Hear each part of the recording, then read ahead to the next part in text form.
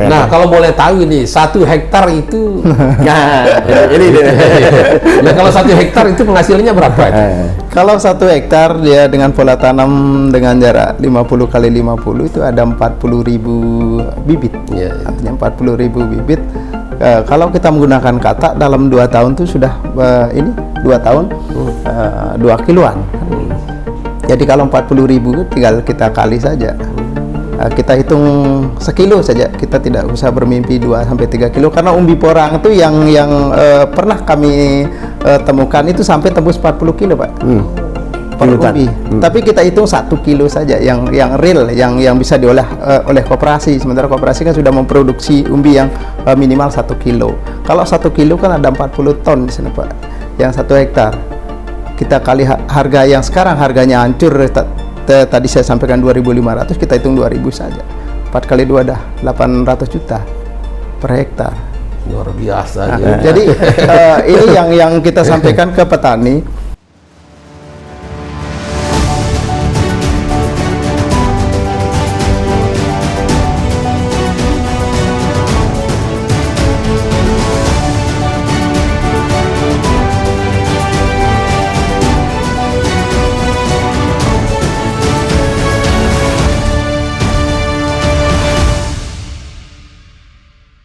Assalamualaikum warahmatullahi wabarakatuh. Waalaikumsalam warahmatullahi wabarakatuh.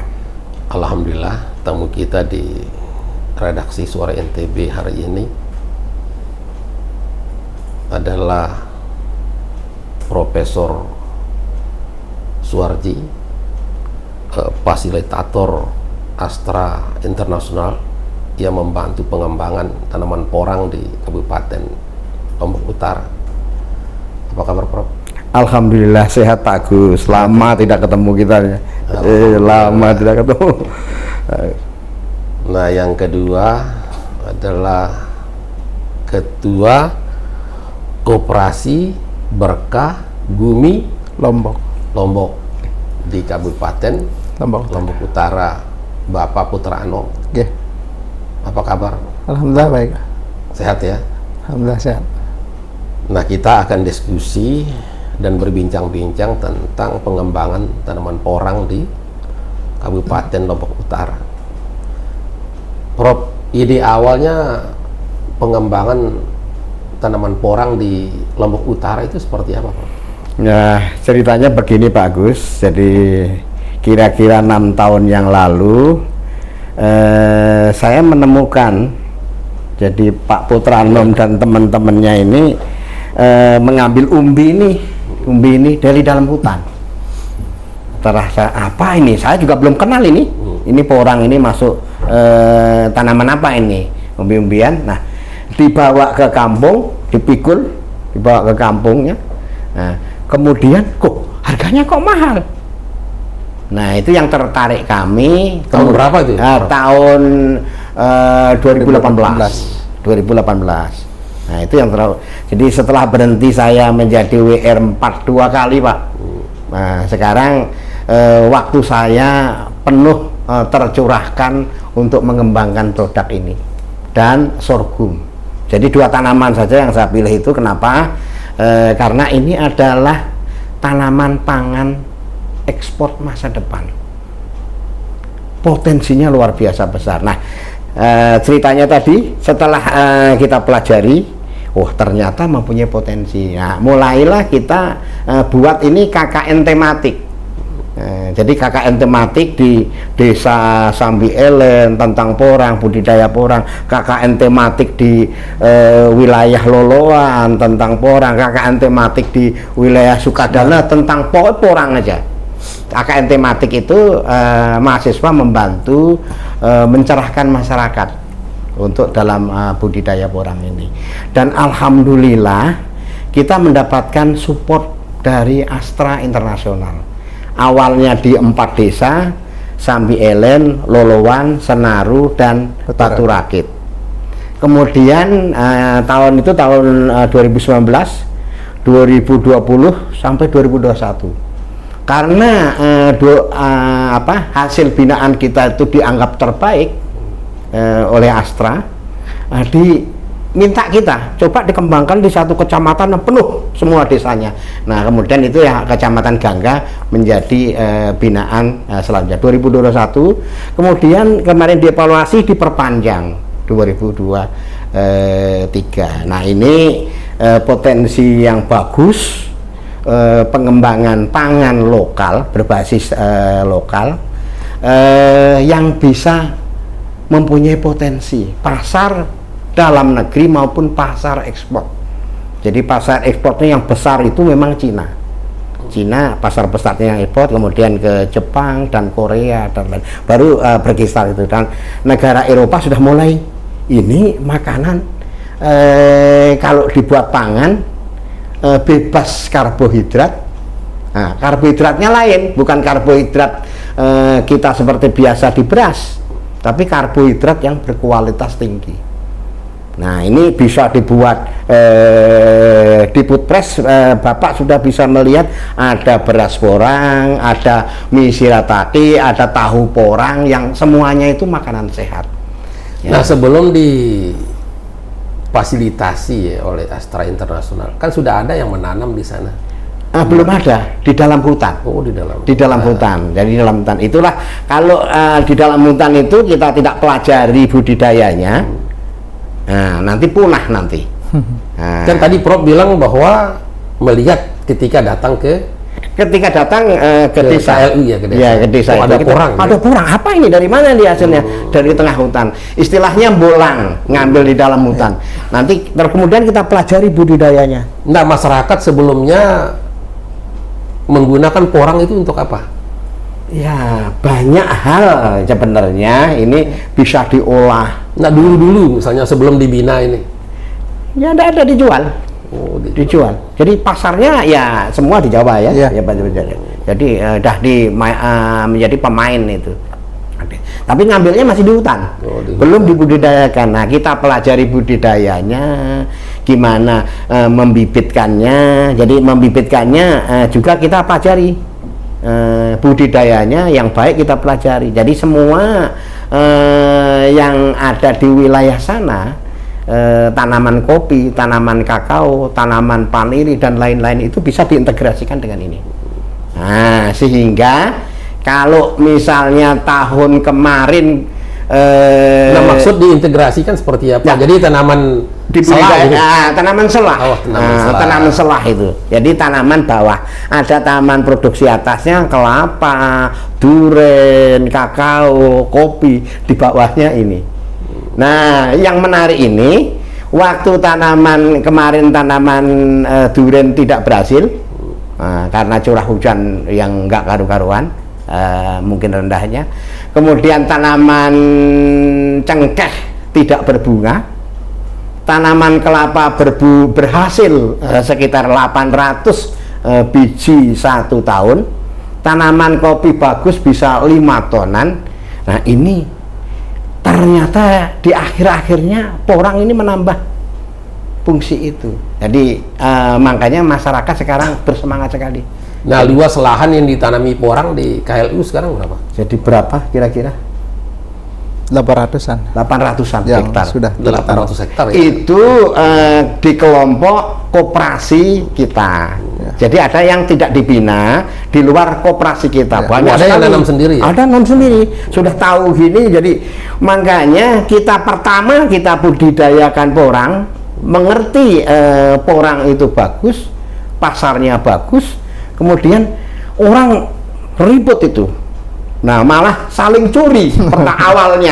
Awalnya itu saling curi bibit, saling curi begitu. Awalnya namanya ketertarikan masyarakat. Itu kan fenomena yang biasa saja itu, biasa. Nah, sekarang sudah ada pembibitan, mereka sudah punya bibit sendiri, tahu cara membibitkannya, tahu cara budidayanya. Nah, aman. Nah, sekarang ini tinggal masalah hilirnya. Jadi pemasaran, jadi alhamdulillah kami sudah ternyata banyak pabrik-pabrik di Jawa itu semua kompak sekali menaruh harga atau apa itu kompak sekali, sehingga petani tidak berdaya. Nah, kita ketemukanlah satu perusahaan di Semarang yang mau membina kami. Jadi JKM, jadi Joglo Semar Kertasari Makmur itu yang membina, yang kemudian mengajak orang Vietnam dan Cina ke sini. Bayarnya itu sendiri, bayarnya. Jadi kami sekarang koperasi yang saya terus memfasilitasi ini. Belum selesai ini. Jadi saya sebagai pembina karena ini sudah ada koperasi yang kuat organisasinya dibina, sekarang mempunyai kuota 100 ton chip kering. Nah, nggak mampu itu KLU. Nah, harus ngambil dari Lombok Timur, ngambil dari Pulau Sumbawa. Oh, di Lombok Timur juga ada? Oh iya, sudah ada. Sudah dibina ada. oleh Astra juga? Enggak dengar. Nah, kemarin konsultasinya ke kami, apa itu mau mengembangkan hilirisasi. Saya sarankan kuatkan dulu hulu untuk memperbanyak dulu bahan baku. Nah, sementara ini pasarnya kan masih ke Semarang itu ya? Ya, sementara. Itu langsung ke Vietnam, ke Cina. Nanti yang mengekspor Semarang ya? Semarang. Nah, itulah saya kemarin mencoba ke Dinas Perindustrian Provinsi, coba disediakan kami kontainer. Itu ya kita minimal 1 bulan itu 5 kontainer. 5 kontainer. Jadi minim 5 kontainer, Pak, 1 bulan tuh. Nah, kalau kita punya itu fasilitas itu, sehingga nanti dari sini langsung itu dari sini. Jadi di sini langsung NTT aja sudah punya. Ya, di pelabuhannya sudah punya. Nah, kita belum. Nah, kita minta kesediaan provinsi untuk menangani ekspornya itu. Kemarin datang juga dari karantina ke kita untuk melihat jadi potensi yang besar petani itu. Nah, ini tentu bagian hulu hilir ini bagian yang tidak lepas dari programnya Pak Gubernur, hilirisasi. Nah, itu real, itu hilirisasi real, itu yang real Pak Agus ya, bukan jargon saja. Hilirisasi pertanian itu ini real ini. Jadi itu saya harap dinas instansi yang terkait juga bisa membantu memfasilitasi kami. Nah, kalau koperasi itu kapan mulai terbentuk? Koperasi baru setahun ini yang jalan. Kenapa kita bentuk koperasi adalah untuk menguatkan lembaga kelompok. Karena porang ini harganya bisa tinggi dan tetap ada pasarnya, itu adalah satu pintu. Nah, kalau kita di satu kelompok itu tidak kuat, dengan satu gapoktan pun tidak kuat, sehingga kita berkooperasi itu di skup kabupaten, sehingga bisa terkontrol lah porang yang mau kita ekspor. Jadi anggota koperasinya berapa sekarang? 800-an yang sudah terdaftar di koperasi, dan ada 300 lebih anggota kita yang di luar kawasan. Artinya kalau di lahan itu kan yang di kawasan tidak boleh masuk karena tidak ada di Simlutan. Jadi yang terdaftar itu yang 800. Nah, masing-masing anggota koperasi itu punya lahan berapa luas? Itu minimal 1 hektar. Oh, 1 hektar. Ya. Rata-rata punya lahan 1 hektar dan itu sudah tertanam. Nah, apa yang bisa diberikan koperasi kepada anggotanya? Ada fasilitas apa gitu? Pertama, kita di koperasi rencananya untuk penanaman tahun ini kita akan bagikan bibit secara gratis untuk perluasan area tanam. Itu yang pertama. Yang kedua, itu jaminan harga pasar. Contohnya sekarang harga porang yang di Jawa yang umbi basah itu 2.200 sampai 2.300 per kilo yang basah. Nah, kita di koperasi sudah bisa 2.500. Ini bagian kita memberikan semangat untuk petani porang itu. Andainya mereka jual ke Jawa pun harganya sama, kan lebih mereka jual ke koperasi. Dan untungnya koperasi juga untungnya teman-teman kelompok, tidak untung pada pengepul gitu. Nah, kalau bisa memberi bantuan bibit gratis, koperasi dapatnya dari mana? Sebelum terbentuk koperasi ini kan ada kekuatan kelompok di sana. Di sana sudah ada tanaman. karena dari porang ini kan tumbuh ada kata yang bisa jadi bibit. Itu satu pohon itu dari 5 sampai 10 kalau dia umur 2 tahun, tapi kalau umur 3 tahun dari 50 sampai 80 biji. Nah, itulah yang kita nanti akan distribusikan ke kelompok. Di samping itu juga tahun kemarin juga dari Astra sudah memberikan benih, yaitu biji bunga dan kata itu sebanyak 118.000 per kelompok. Jadi tahun depan itu lebih banyak lagi benih kita. Jadi tidak mungkin kita jual ke anggota. Kalau kita sistemnya menjual kembali itu artinya hitung-hitungan sama anggota. Jadi dengan kita memberikan bibit secara gratis, tetapi kita memberikan jaminan pasar dan menjualnya ke koperasi gitu. Nah, yang dirasakan oleh anggota koperasi apa sekarang? Sudah ada peningkatan kesejahteraan setelah budidaya, apa istilahnya, budidaya atau apa? Budidaya. Sebenarnya sebelum terbentuk koperasi juga teman-teman petani sudah rasakan. Salah satu contoh di pasca Covid tahun kemarin, yang dimana harga yang lain pada anjlok, hancur, sementara porang bertahan sampai 8.000 bahkan 9.000 saat itu. Di saat-saatnya kita tidak bisa jual apa-apa dan tidak bisa kita tatap muka dengan pembeli. Kalau di porang tahun kemarin waktu Covid itu kita foto pakai open kamera barang kita, langsung kita ditransfer. Itu enaknya di porang. Jadi itu yang dirasakan teman-teman petani di bawah. Nah, mana lebih menguntungkan ya, tanam padi, tanam palawija atau tanam porang? Ya, kalau saya memang sudah menggeluti porang, ya lebih menguntungkan porang. Pertama, porang ketika harganya anjlok, kita masih bisa tidak panen. Oh, biarkan sejak tahun depan kita panen, tidak ada masalah. Tapi dengan tanaman yang lain, ketika harganya anjlok, mau tidak mau kita jual, antara rugi, pafo, dan tidak ada dapat apa-apa. Tapi porang dibiarkan setahun, nambah bobot umbinya, dibiarkan 2 tahun, nambah bobot umbinya. Nah, rata-rata penanaman porang ini di KLU di lahan irigasi teknis atau di tada hujan? Sementara ini kan yang kita pahamin porang ini kan ada tanaman yang memang sesungguhnya tanaman hutan. Jadi dia punya tempat tertentu yang kita amati mulai dari 300 sampai dengan 600 mdpl dari permukaan laut. Itu idealnya porang. Jadi mau kita pakai naungan maupun tidak, karena dia sudah di ketinggian. Tetapi untuk efektifnya porang adalah untuk biar maksimal hasilnya harus ada naungan. Nah, di sini yang pingin kita sampaikan atau mengedukasi teman-teman petani di bawah itu biar tidak terkesan petani hutan ini yang merusak hutan. Tetapi kalau kita pelajarin dari siklusnya porang, petani itu secara tidak langsung akan menanam kayu. Karena porang ini hasil umbinya bagus dan kandungan glukomananya lebih bagus itu karena naungan. Oh, ini ditanam bukan di sawah ya? Bukan. Jadi kami memang tidak merekomendasikan di sawah. Oh, ini ditanam di hutan, di kebun. Lah itu. Jadi ini di upland lah istilahnya, lahan kering lah. Lahan kering itu di upland, lahan kering. Jadi itu yang kita edukasi. Jadi peluang untuk rehabilitasi hutan itu tinggi. Malah di Maluku itu Kapoldanya langsung turun karena ada tanaman naungannya. Tanaman naungan.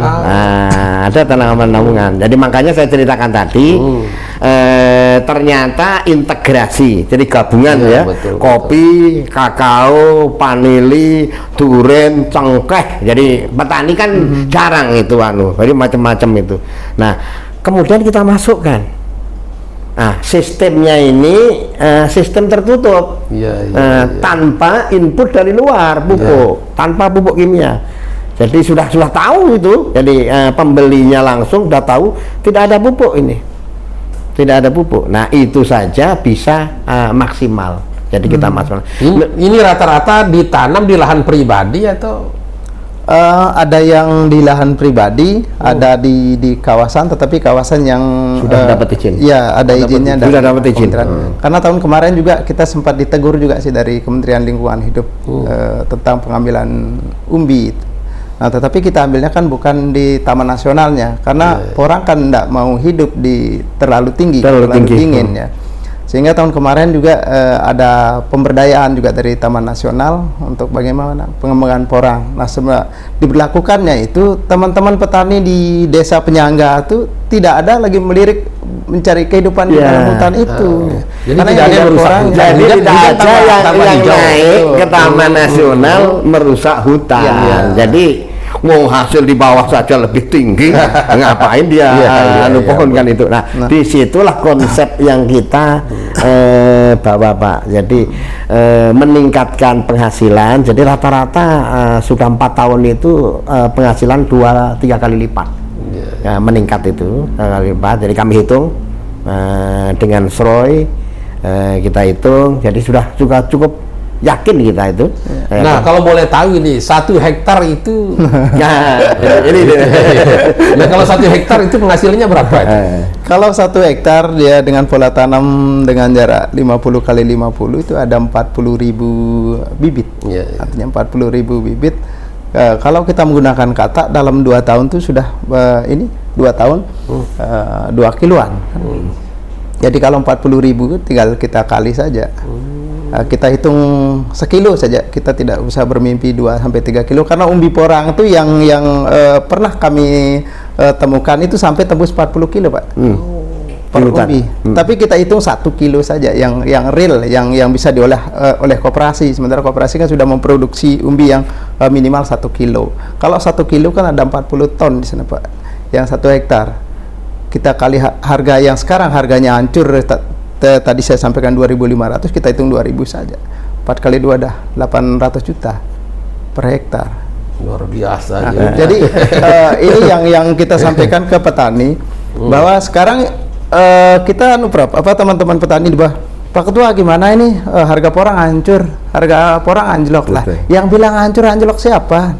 Dan saya pengen porang ini jangan terlalu tinggi kayak tahun kemarin sampai belasan ribu per kilo. Petani merontak, Pak Ketua nggak boleh gitu dong. Kan lebih untung. Ya bahayanya kalau harganya porang di atas 10.000 bahaya, bencana buat kita.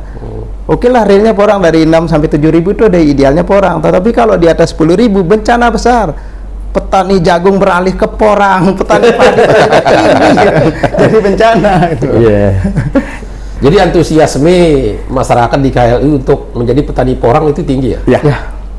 Tinggi sekali. Karena ada contohnya kan? Iya, sudah. Ya. Apa yang perubahan yang konkret gitu dari kehidupan petani porang itu? Mungkin dulu hidupnya biasa-biasa saja, sekarang dia sudah punya fasilitas apa, misalnya rumahnya bagus, mobilnya banyak gitu kan bisa. Karena memang kalau kita lihat, kita ambil di satu kecamatan di Bayan aja. Karena memang petani di Bayan itu tidak menonjol mereka punya sesuatu kan begitu. Tapi begitu mereka begawe baru kelihatan. Di sana dia. Oh, ternyata orang ini banyak uangnya. Ya, tapi awalnya teman-teman petani di desa penyangga tuh yang dulu ya belum punya kendaraan, ya alhamdulillah lah kan. Sekarang sudah punya kan itu. Ya, dan tidak lagi main kreditan sekali panen selesai. Dan kita bisa juga mengedukasi teman-teman petani itu. Oke lah, sekarang coba kita analisa, apakah teman-teman petani mau berangkat umroh? Dalam berapa tahun kita bisa umroh? Udah, kita tanam porang tahun ini. Itu tahun ketiga tuh wajib kita dapat umbinya. Tinggal dikalkulasi biaya umrohnya berapa. Sesuaikan dengan bibit. Jadi ada satu petani, nah itu kemarin nawarkan. Jadi dia punya 3 hektar di satu tempat, ada 3 hektar lagi di tempat lain. Yang di satu tempat aja dia minta, dia belum bisa nyopir ya. Belum bisa nyopir. Saya ingin ini ditukar yang 1,5 hektar itu ditukar dengan Grand Max baru. Grand Max yang apa itu yang Pak untuk ngangkut-ngangkut itu. Bapak bisa nyopir enggak? Enggak bisa nyopir. Jadi kita datangkan pengusaha yang mau beli itu. Nah, sudah deal itu pengusaha itu, oke mau. Tapi dia hitung-hitung, ternyata cerdas juga ini. Walaupun buta huruf begitu ya, cerdas juga ini otaknya itu. Setelah dihitung-hitung, wah rugi saya jual dulu gitu. Nggak jadi akhirnya. Itu contohnya. Jadi masyarakat, edukasi masyarakat itu penting sekali. Dan memang di masa depan, nasib petani ini selalu rugi di petani apa saja. Nah itulah mau kita rubah mindset itu Pak. Jadi petani harus sejahtera. Nah ini anak mudanya, petani-petani porang ini rata-rata milenial Pak. Yang bergerak itu milenial. Di satu desa Batu Rakit itu contohnya milenial semua. Ada sekitar ratusan itu. Dan sudah kita kembangkan juga anggur. Anggur untuk desa wisata dan juga untuk desa yang tahan terhadap perubahan iklim. Oh, perlu sekali-sekali kita turun ke sana. Oh iya, mari Bapak. Kalau sekarang turun ke Batu Rakit, makan anggur sudah jelas. Sudah makan anggur gitu. Nah, bentuk bantuan dari Astra ini apa, Prof? Astra enggak banyak. Jadi bantuan memperkuat kelembagaan. Jadi memperkuat kelembagaan. Jadi begini, saya enggak digaji dari Astra. Jadi Astra kalau saya ke utara, bayar mobil, bayar ongkos apa itu dibayar Astra. Nah, itu aja. Jadi sama fasilitator junior. Saya kerahkan di 11 desa itu 5 alumni UNRAM. Jadi ya memberdayakan alumni juga, dengan gaji yang bagus, Nah, ini yang kita harapkan itu pertanian ini mestinya menjadi harapan besar. Jadi sekarang TKI kita yang ke Malaysia itu kerja di sawit, di apa, kan kerja di pertanian itu. Sebenarnya mengolah lahannya sendiri dengan cara yang baik mampu. Jadi mungkin perlu dikasih percontohan. Mereka mungkin animo masyarakat petani meningkat dengan integrasi itu tadi. Ternyata kalau integrasi jagung bisa, integrasi tanaman dengan tanaman hutan bisa, tanaman yang lain juga bisa. Jadi hasil-hasil riset itu sudah memutuskan bahwa layak untuk dikembangkan. Hitung-hitungannya kan nanti sudah kita hitung. Jadi menguntungkan atau tidak menguntungkan. Pak Putranom, ini kan potensi tanaman porang di KLU ini kan besar ya. Terus kelihatannya masa depannya juga bagus. Nah, dukungan Pemda seperti apa? Kalau secara dukungan sih memang pemerintah kita kan mendukung juga sih. Tahun kemarin dulu waktu kita ngisi acara di ini di Mataram, salah satu tempat itu ada beberapa kepala dinas, itu kebetulan ada workshop porang juga. Kebetulan alhamdulillah saya narasumber di sana tentang porang. Nah, akhirnya kita setelah acara diminta apa yang bisa kami bantu dari pemerintah, khususnya di provinsi kan. Alhamdulillah satu kelompok dapat dia program OPH. Cuma itu sih yang kita lihat programnya pemerintah tidak sejalan, tidak seiring dengan apa maunya petani, karena petani yang paham porang itu hanya petani itu sendiri gitu. Seumpamanya petani ini butuh mesin, ya paling tidaklah koordinasinya dengan petani, mesin apa seperti mesin apa, karena mesin porang kan tidak umum dijual kan. Bahkan yang sampai saat ini juga di koperasi kan mau ekspor, satu kendala kita adalah di sertifikasi lahan, kan itu registrasi lahan harus ada kan. Dari tahun-tahun kemarin kita ajukan, alhamdulillah tapi terjawab minggu kemarin, sudah dicek lokasinya, tinggal kita ekspor di bulan September mendatang.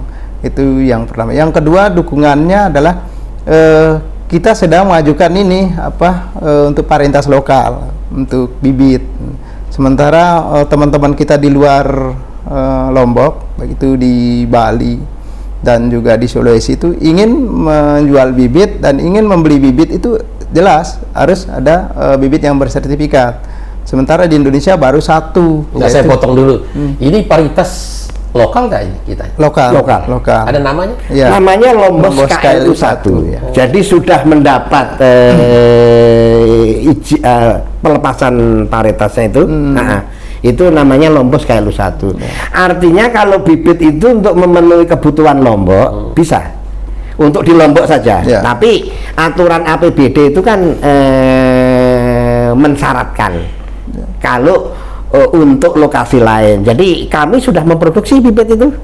Malah Sulawesi Barat Pak Gubernur melalui Kementerian PDT itu minta 8 ton.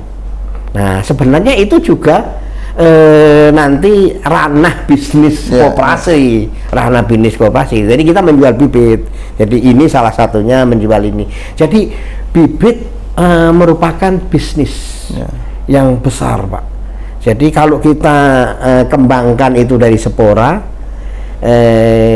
bisa 1 hektar 1 juta bibit kali 200 gram. Nah, kali 200 gram, nah, 1 bibit spora kecil kayak biji jagung gitu. Jadi dalam 6 bulan bisa 200 gram, itu harganya sekilo 30.000. Jadi untung ini kalau Bapak mau berbisnis di atas 400 juta bersih untungnya. Luar biasa. Kalau pertanian ini maju kan luar biasa. Ini lahan kita kan itu besar di situ lahannya besar dan potensial. Harapan kita tuh Prof, terkait registrasi apa namanya, pengajuan varietas itu kan, itu kan belum selesai kan. Kita kabar gembiranya dulu kan waktu uji DNA kita teman-teman kelompok bantu dari BPTP cek di lapangan biar menetapkan ini menjadi varietas lokalnya. Tiba-tiba kan tidak ada tindak lanjut sekarang. Butuh usulan. Jadi ini gini, jadi setelah izin varietas baru dirilis oleh kementerian, jadi butuh 1 step lagi. Jadi pelepasan varietas. Jadi sekarang baru Madiun itu pun memenuhi kuota seluruh Indonesia nggak mungkin mampu memenuhi itu.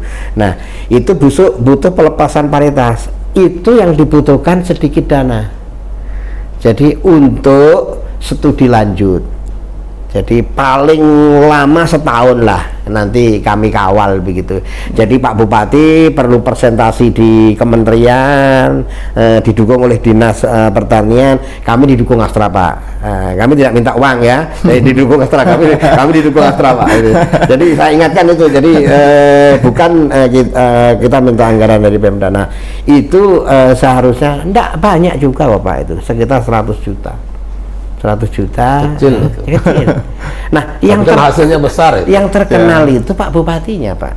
Jadi ini varietas baru Lombos KLU 1 itu tanda tangan Pak Bupati. Nanti paten itu miliknya kabupaten. Nah, sehingga kalau mau menjual bibit ini keluar kan minta ini sertifikat ini perlu fotokopi, bayar gitu kan, mestinya dapat uang gitu. Jadi sebenarnya PNBP bagi kabupaten itu bisa tinggal. Kalau ini apa namanya nih Pak? Chipnya ini dari ini Pak. Kita baru bisa produksi chip ya? Apa kan sampai di sini saja? Enggak. Karena kita di koperasi juga kita tidak bergantung pada ekspor kan. Karena teman-teman petani juga biar bisa merasakan seperti apa sih beras porang, mie porang, terus bakso porang. Mungkin kita di koperasi nanti bisa bekerja sama dengan teman-teman UMKM yang bisa mengolah makanan yang khususnya dari porang. Tadi juga kita singgung tadi bahwa 200 jutaan untuk dalam 1 hektar. Kita kan masih berbicara umbinya, belum ke tingkat chipnya. Jadi petani itu kadang-kadang selalu bilang rugi, mungkin malu bilang kurang untung, itu aja. Jadi kalau ini disentuh Pak, nanti ke tepung porang, nanti ke glukomanan, itulah industrialisasi yang real. Jadi nilai tambah ini ke tepung porang ke glukomanan tinggi sekali. Jadi nilai tambahnya tinggi sekali. Nah ini added value-nya itu ya siapa lagi? Nah, selama ini ya kita nggak memiliki, hanya pabrik-pabrik besar. Nah saya sudah hubungi Ibu Dr. Yayu di Patepa UGM. Dia sudah mau menciptakan mesin berskala UMKM. Nah, saya berharap nanti industrialisasinya seperti itu. Jadi mesin tepung porangnya, Cina juga menerima tepung porang. Nah, tapi glukomananya untuk pasar dalam negeri. Nah, tahun ini Cina gagal karena banjir. Jadi ada berita gembira ini untuk petani kami. Mestinya memang harganya itu bagus, tapi itu tidak terjadi. Kenapa? Nah, itulah makanya tidak berlaku hukum supply demand. Nah, jadi ada banyak permainan harga di situ. Tapi kami enggak ngikuti itu, tapi ngikuti perusahaan yang punya hati. Jadi di Lombok Barat pun akan didirikan pabrik. Tapi kalau pabrik itu orientasinya mendominasi petani, tidak membeli dengan harga yang wajar, ya tidak ada gunanya juga itu ada pabrik. Nah, kan gitu. Jadi adanya pabrik itu mestinya diikuti dengan peningkatan penghasilan petani. Nah, itu yang kami perjuangkan. Jadi kerjasama dengan BGL, kerjasama yang menguntungkan petani. Jadi sekarang ini banyak pialang-pialang porang. Jadi kerjasama ini mau ngambil kredit kurnya, nanti kredit kur itu bukan petani tapi yang menjalankan perusahaan. Wah, ya, ini bahasanya Pak Putranom kok ngajari ikan berenang. Nah, gitu. Jadi terima kasih Prof. Terima kasih Pak Putranom atas waktu dan kesempatannya berbincang-bincang dengan kami. Lebih kurangnya mohon maaf. Wassalamualaikum warahmatullahi wabarakatuh. Waalaikumsalam warahmatullahi wabarakatuh.